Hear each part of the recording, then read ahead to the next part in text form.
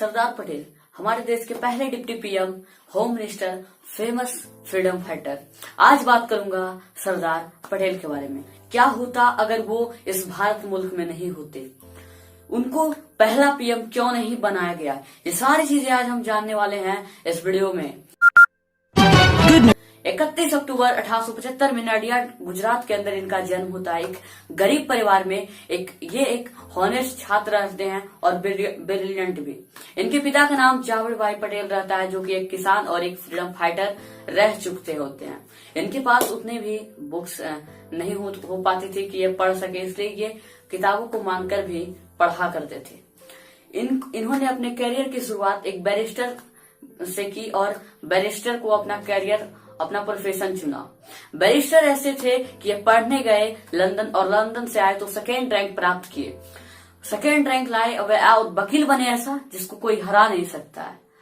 Barrister में वो दम था इनके पास, इनकी काबिलियत ऐसी थी कि इनको कोई हरा नहीं सकता था। सेकेंड रैंक प्राप्त की। पहले तो ये पॉलिटिक्स में आए नहीं, लेकिन जब धीरे धीरे स्वराज की डिमांड बढ़ी हमारे भारत में, तब इनको भी लगा कि मुझे भी पॉलिटिक्स के अंदर आना चाहिए। तो वो जो ब्लैक कोट पहने हुए थे उससे अब ये खादी के कपड़ों में आने वाले थे। 1917 के अंदर एक्टिव पॉलिटिक्स में ये अपना नामांकन करवाए और 1917 से लगातार बैरिस्टर प्रोफेशन को छोड़कर स्वराज के लिए, इंडिपेंडेंस के लिए, इंडिया के लिए लड़ने लगे। और वहीं पे पहले ये शुरू में महात्मा गांधी से नाखुश होते थे, उनको पसंद नहीं करते थे, लेकिन बाद में उनकी काबिलियत को जानने के बारे में इन्फ्लुएंस होने के बाद ये उनके साथ ज्वाइन हो गए और फिर से ये एक नेता के तौर पर जाने लगे और एक उभरता सितारा लीडरशिप इनकी बढ़ती गई और एक राइजिंग पॉलिटिकल लीडर जो है वो ये बनने लगे धीरे धीरे। इनकी बहुत सारी योगदान से आज भारत में जो है, आज अगर हम इस स्वतंत्र भारत में एकजुट हैं, यूनाइट के साथ पूरे, अगर कश्मीर से कन्याकुमारी तक, अगरतला से महाराष्ट्र तक, गुजरात तक अगर हम ट्रेवल कर सकते हैं बिना वीजा के, तो वो इन्हीं का हाथ था।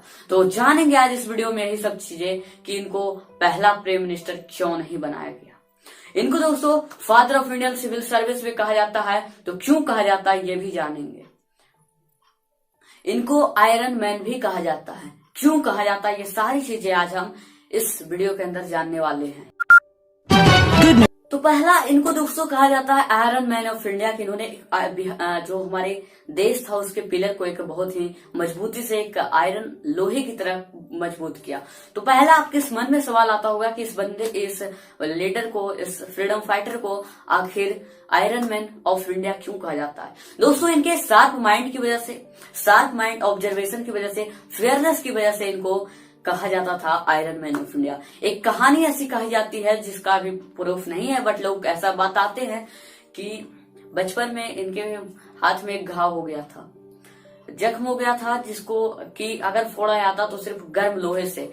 डॉक्टर डर रहे थे, इनके माँ बाप भी डर रहे थे, ये खुद भी डर रहे थे, लेकिन इन्होंने जिस वीरता से उस डॉक्टर के हाथ से लोहे को अपने हाथ पे रखकर वो सारी पसे को, उस जख्म को फोड़ डाला और तभी से इनको आयरन मैन का दर्जा परिवार से मिल गया। और बाद में जिस तरह से आजादी के लिए ये लड़े और आगे बढ़े, फेयरलेस की तरह से कभी नहीं डरे, यूनाइटेड इंडिया में इंडिया को यूनाइट करते करते कभी नहीं डरते, इस कारण इनको आयरन मैन ऑफ इंडिया कहा जाने लगा। हमारे देश की आज सच्चाई ऐसी हो चुकी है, हम इस तरह से ताज्जुब हम सिर्फ कर सकते हैं कि आज गांधी के बारे में हमारे देश में सबको पता है, उनकी नोट पे फोटो आती है। नेहरू के बारे में सबको पता है, लेकिन हम पटेल की बारी जब आती है तो हम बहुत कम जानते हैं, जो कि एक ग्रेट, बहुत ही बड़ा सेम है, शर्म की बात है कि ऐसे लीडर को हमारा देश हम नहीं जानते हैं उतने तरीके से। तो आइए पहले हम जानेंगे इनके कुछ कंट्रीब्यूशन के बारे में जो इन्होंने दिए हैं आजादी के इस दौरान, स्ट्रगल में दिए हैं। सो आइए जानते हैं एक एक करके सारे के सारे कंट्रीब्यूशन। मैं सिर्फ बड़े कंट्रीब्यूशन की बात करूंगा, अभी तो इन्होंने कई सारे छोटे कंट्रीब्यूशन भी दिए हैं। पहले बात करूंगा 1918 का वो खेड़ा सत्याग्रह। दोस्तों बेसिकली हुआ था क्या था दोस्तों कि खेड़ा जो कि गुजरात का एक गांव हुआ करता था उस समय, वहां पे बॉम्बे प्रेसिडेंट थी जो कि ब्रिटिश रूल के अंदर में आता था दोस्तों।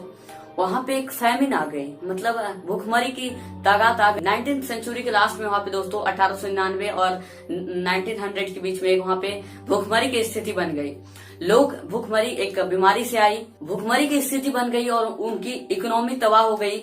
लोग जो थे पहले अच्छे खासे किसान हुआ करते थे, वो गरीब बन के रह गए और पॉवर्टी के समीप वो लोग आ गए। लेकिन दोस्तों ये सेम केस दोस्तों 1918 के कुछ समय बाद 1918 में फिर से यही फेमिन दोस्तों, एक प्लेग नाम का फेमिन आया 1918 में खेड़ा के अंदर। तब 17,000 लोग मारे गए।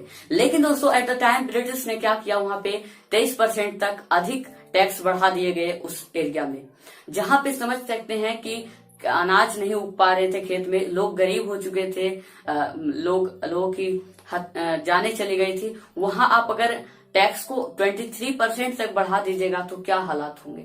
तब दोस्तों वहां पे पटेल जो थे वो गुजरात सभा के सेक्रेटरी चुने गए थे और तब ये क्या करने लगे, ये लोगों की भलाई के लिए, लोगों की सेवा के लिए दोस्तों ये गांव से गांव घूमते हुए चले गए।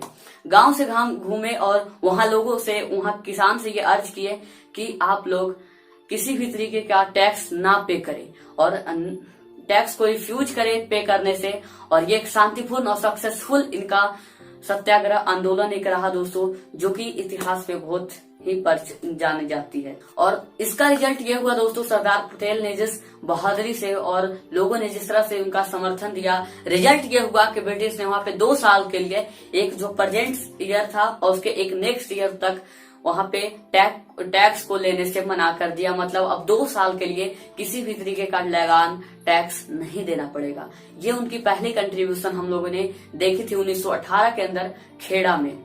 अगला बात करना चाहूंगा दोस्तों नन कॉपरेशन मूवमेंट का, वो उनका इम्पोर्टेंट रोल। दोस्तों बेसिकली हुआ क्या था, फर्स्ट जो वर्ल्ड वार थी वो खत्म हुआ। जो भारतीय सेना थे, भारतीय लोग थे, उनको ऐसा आशा था कि जब हमने ब्रिटिश की ओर से लड़ाई की तो मुझे अवार्ड दिया जाएगा, हमारी कंट्री को सेल्फ स्वराज दे दिया जाएगा, इंडिपेंडेंस असर्ट कर दी जाएगी। लेकिन दोस्तों यहाँ पे हुआ कुछ और उल्टा और ब्रिटिश ने इनके ऊपर काफी लगाने कसनी चालू कर दी, इनको तबाह करना, मारना पीटना स्टार्ट कर दिया। और दोस्तों और इसके जो अवार्ड में जो दोस्तों जो दिया गया हमारे देश को, वो था रोवल्ट एक्ट 1919 में जो आया दोस्तों। उसके बाद हमने देखा 13 अप्रैल 1919 में एक जलियांवाला बाग मैसेकर, जिसके बाद हमारे हजारों भाइयों की जानें चली गई, जो कि निहत्थे थे, बच्चे थे, बूढ़े थे और सारे जो भी जेंडर के थे उनको मार दिया गया। और जो कि उनके कुछ भी ना तो निहत्थे थे, उनकी किसी भी प्रकार से गलती नहीं थी। तब दोस्तों महात्मा गांधी ने सोचा कि हमें अंग्रेजों के खिलाफ कोई ना कोई आवाज उठानी चाहिए और तब वो नन कॉपरेशन मूवमेंट को स्टार्ट किए 1920 के अंदर। तब दोस्तों सरदार पटेल जो है उनके साथ जुड़कर कई लोगों में ये भावनाएं घोल रही थी कि देश के लिए जागो, देश के लिए खड़ा हो। अब अगर खड़ा नहीं हुए तो हम कभी भी आजाद नहीं हो पाएंगे। लोगों को जमाना स्टार्ट कर दिया और अपने सेना में दोस्तों इन्होंने 30,000 से प्लस लोगों को शामिल किया कि आइए हमारे साथ आजादी के लिए लड़िए, हमारे साथ आजादी की लड़ाई लड़िए। और उसके बाद दोस्तों इनसे प्रभावित होकर बहुत सारे लोग इनके साथ सपोर्ट में आए और नन कॉपरेशन मूवमेंट अच्छा जाने को लग रहा था। लेकिन 1922 में जिस तरह से चौड़ा चौड़ी कांड के बाद गांधी ने रोक दिया उस आंदोलन को, वो बात अलग थी। अब दोस्तों मैं तीसरा बात करना चाहूंगा दोस्तों, इन्होंने कुछ सोशल रिफॉर्म के लिए भी लड़ाई लड़ी, जैसे कि दोस्तों अनटचेबिलिटी, कास्ट डिस्क्रिमिनेशन और वुमेन्स एंड चाइल्ड एम्पावरमेंट में भी इन्होंने काफी अहम रोल अदा किया। जब वहां पे लड़कियों को पढ़ने की आजादी नहीं थी तब ये उनके लिए लड़े कि चलो आज लड़कियों को भी आगे आना चाहिए, तभी हमारे देश की बढ़ोतरी होगी, डेवलपमेंट होगी, विकास होगा। इन्होंने अनटचेबिलिटी के खिलाफ आवाज उठाई कि ये गलत प्रथा है। इन्होंने कास्ट डिस्क्रिमिनेशन जो हमारे कंट्री में पहले होता था दोस्तों, आज भी कहीं ना कहीं हो रहा है, तो उसके खिलाफ भी इन्होंने आवाजें उठाई और एक सोशल रिफॉर्म्स का अपने खिताब अपने नाम किया दोस्तों। अब दोस्तों मैं बात करना चाहूंगा चौथा बारदोली का 1928 में जो सत्याग्रह हुआ था उसके बारे में।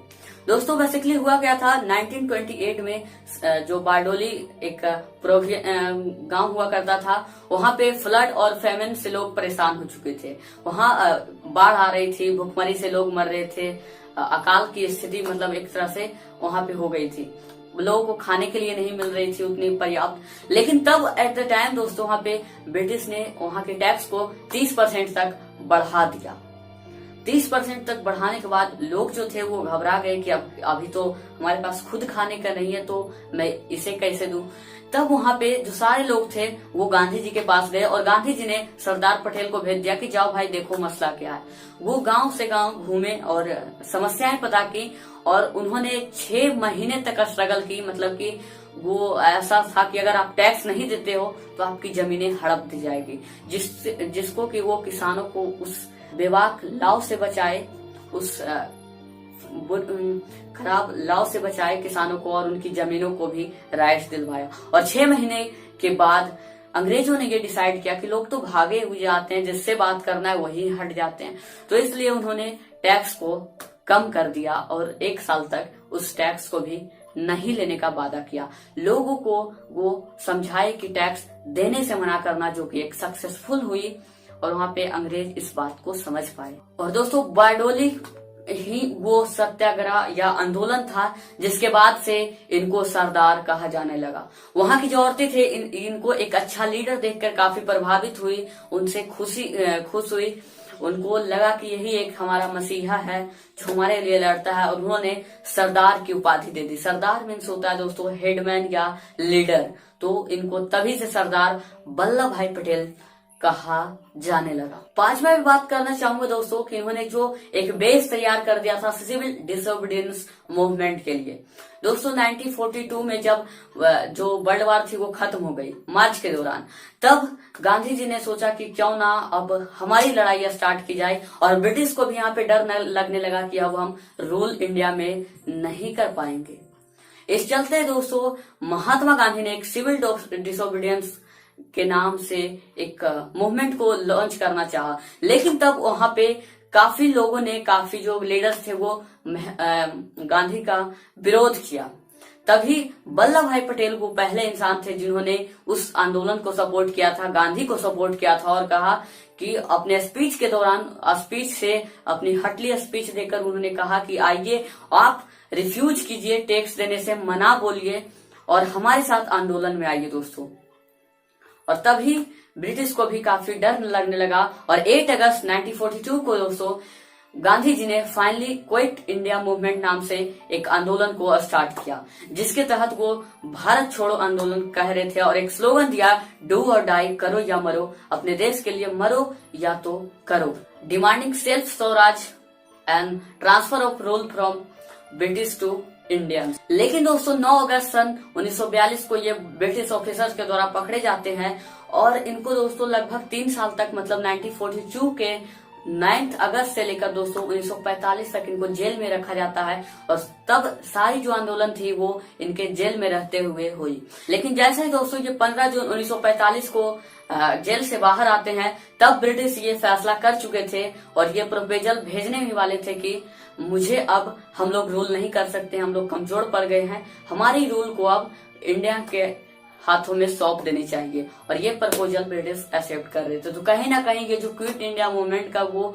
इनका स्पीच हो, इनका जो बेस तैयार किया गया था क्विट इंडिया मूवमेंट का, वो सरदार पटेल के श्रेय में जाता है दोस्तों, सरदार पटेल के नाम ही जाता है। 6वां में बात करना चाहूंगा, इनको कहा जाता है father of Indian civil services. दोस्तों इन्होंने इंडियन सिविल सर्विसेज, आज जो यूपीएससी है, इनमें एक बहुत ही इंपॉर्टेंट रोल इन्होंने अदा किया।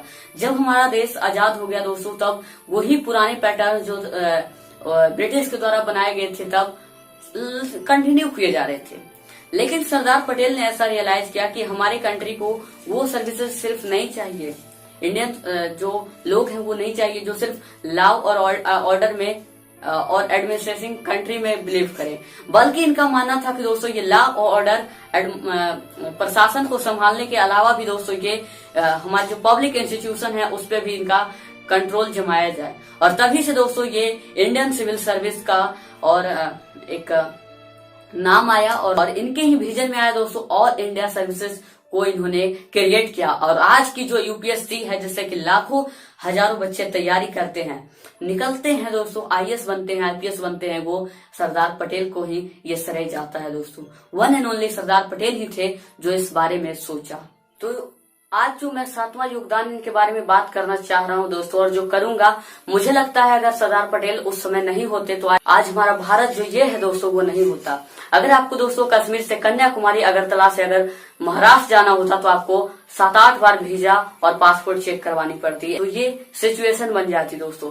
7वां में बात करना चाहूंगा दोस्तों, और वो काम है जो अगर मुझे लगता है कि अगर वो उनकी जगह अगर गांधी और नेहरू भी होते तो उनसे भी ये पॉसिबल नहीं था कि हमारे सारे प्रोविंस को, सारे 565 रियासती राज्यों को वो एक कर मिलाए। ये उनमें भी ताकत नहीं थी जो सरदार पटेल में थी दोस्तों। 7वां में बात करना चाहूंगा दोस्तों, integrating princely states of India. दोस्तों जब आजादी 3 जून 1947 को सारी पार्टियों ने ये तय किया कि ब्रिटिश जो है वो भारत का बंटवारा कर ही देगी, और बंटवारा 3 स्टेट्स में किया जाना था दोस्तों।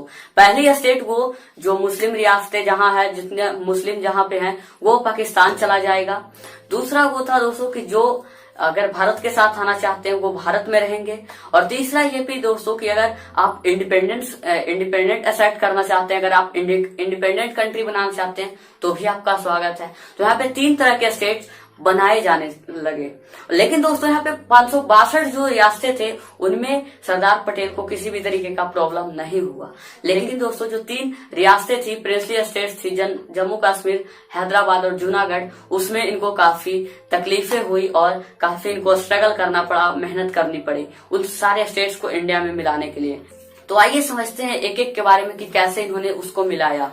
दोस्तों सरदार पटेल अपने एक साथी VP मेनन के साथ ये कंट्री को यूनाइट करते करते हर उस मोड़ पे गए जहां पे इनको तकलीफें हुई, और इंडिया को यूनाइट करके ही रहे, संगठित करके ही रहे। और आज कश्मीर से कन्याकुमारी तक हमारा एक राज्य है, एक भी जगह वीजा नहीं दिखाने की बारी हुई। पहला मैं बात करना चाहूंगा दोस्तों जूनागढ़ के। 80% जो पॉपुलेशन थे जूनागढ़ में वो एक्चुअली हिंदू थे, लेकिन वहाँ के रूलर जो थे महाबत अली खान, वो 3 जो थे वो मुस्लिम हुआ करते थे। लेकिन महाबत जो खान थे वो चाहते थे कि हम पाकिस्तान के साथ मिल जाए, पॉपुलेशन उनकी हिंदू थी। इन्होंने VP मेनन को भेजा कि जाओ राजा को समझाओ। राजा को समझाया, आइए निजाम जी आपका स्वागत है। लेकिन निजाम यहाँ पे काफी वो टेढ़े निकले, वो नहीं चाहते थे कि हम इंडिया के साथ मिले। तब इन्होंने साम दान दंड भेद वाली नीतियों को अपनाया और वहां पे ये VP मेनन को भेजे और बोले कि जाओ तुम जनता के अंदर बोलना तुम 80% हिंदू हो, हमारा कंट्री हिंदू रहेगा, लेकिन पाकिस्तान मुस्लिम का है। मतलब उनको समझाया कि अगर आप पाकिस्तान में जाओगे तो आपको नुकसान होगी। और तभी जो जनता थी जूनागढ़ की वो रिवॉल्ट कर दी, किसके अगेंस्ट? रूलर के अगेंस्ट, जो कि महाबत खान थे। महाबत खान को झुकना पड़ा और सरदार पटेल जो थे वो मिलिट्री को भेज दिया और कहे कि जनता को कोई तकलीफ नहीं होना चाहिए, उस राजा को उखाड़ फेंको और जितनी भी सप्लाई वहां पे जूनागढ़ में हो रही है उसको काट दिया जाए। वो महाबत खान ही क्या सब झुकता सरदार पटेल के सामने, इसलिए तो सैल्यूट होती है उनकी। तब महाबत खान उनके साथ जुड़ा और जूनागढ़ जो कि काफी रियासती इलाका था हमारे देश का, वो हमारे साथ आया। दोस्तों हैदराबाद के साथ भी यही केस हुआ दोस्तों। जनता चाहते थे कि इंडिया के साथ आए और उनके रूलर चाहते थे कि हम पाकिस्तान के साथ चले जाएं। तो अब करते क्या ना करते VP मेनन को फिर से भेजा, जाओ VP अब की बात हैदराबाद जाओ। लेकिन निजाम कहे हम तो रियासती हैं यार, हमारे पास पैसा है, हमारे पास मिलिट्री है, हम क्यों डरे, हम इंडिपेंडेंस असर्ट करना चाहते हैं और पाकिस्तान के साथ मिलेंगे। सरदार पटेल को ये काफी बुरी लगी कि यार हम इतने अच्छे से बोल रहे हैं तुम नहीं मान ले। फिर इन्होंने VP मेनन को भेजा कि जाओ जनता के बीच में बात करो। जनता भी मान गई और फिर से यहाँ पे रिवॉल्ट देखने को मिला और 34,000 सिपाही जो है दोस्तों वो सरदार पटेल ने हैदराबाद के अंदर भेजा और 5 दिन के अंदर उस निजाम को सरेंडर करवा दिया।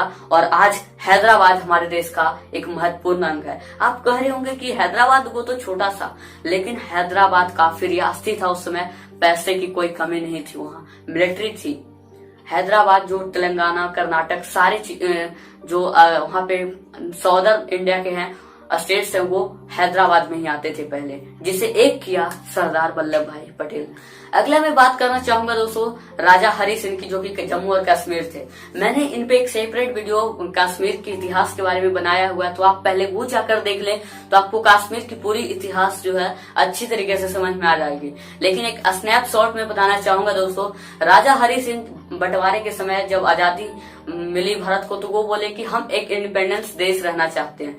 राजा हरि सिंह को भी इन्होंने समझाया कि आप हमारे साथ आइए, लेकिन इन्होंने कहा तो ये तो मेरा स्विट्जरलैंड से अच्छा है, मतलब उस समय नहीं हुआ करते थे नाम, लेकिन वो कहे कि यह तो मेरा स्वर्ग है, मैं इंडिपेंडेंस असर्ट करना चाहता हूँ। सरदार पटेल ने कहा ठीक है भाई, जो जैसी तुम्हारी मर्जी। लेकिन वहां पे दोस्तों जिन्ना ने यहाँ पे थोड़ी सी जल्दबाजी दिखाते हुए कवालियों को भेजकर यहाँ पे कश्मीर पे हमला करवा दिया, और कश्मीर के राजा हरि सिंह जो थे वो डर गए और वो सरदार पटेल के सामने आए, बोले सरदार जी मुझे माफ कर दीजिए, आप चाहे तो मुझे अपने साथ मिला लीजिए, लेकिन मुझे इन कवालियों से बचा दीजिए, आप मिलिट्री सपोर्ट दीजिए। तब सरदार पटेल ने कहा मिलिट्री तो भेज देंगे, लेकिन पहले तुम कागज पे आके लिखो कि आज से भारत का हिस्सा हुआ कश्मीर। और तभी से दोस्तों वहां पे भारत का हिस्सा हो गया कश्मीर।